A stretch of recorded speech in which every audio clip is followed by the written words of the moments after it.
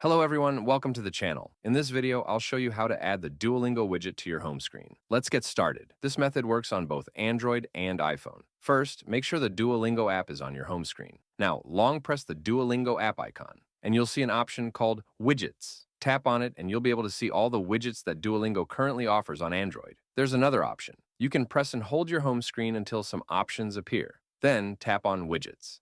From there, you'll see a list of all the applications you've downloaded on your Android phone. Next, search for Duolingo.